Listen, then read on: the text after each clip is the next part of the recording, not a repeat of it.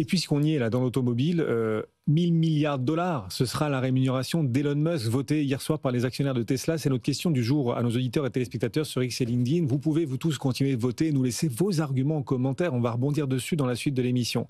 Cette rémunération de 1000 milliards de dollars est-elle, c'est la question donc sur les réseaux, sensée ou complètement insensée? Est-ce que c'est complètement insensé, vraiment 1000 milliards sur 10 ans pour Elon Il y a Musk? des critères.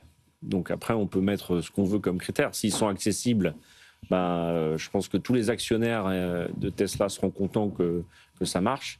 Évidemment, après, je recite Talleyrand, tout ce qui est excessif est insignifiant.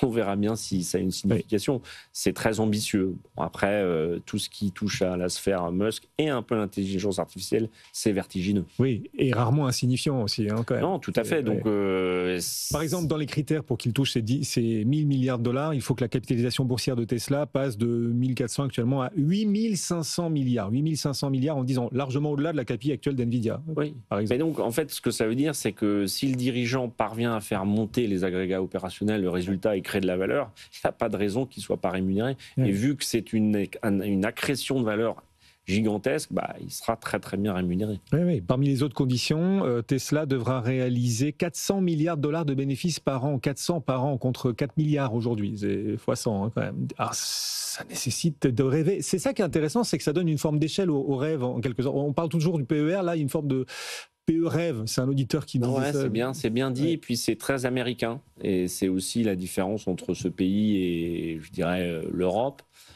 C'est que on a l'impression que tout est possible, et même si c'est pas vrai, ça fait quand même avancer beaucoup de gens.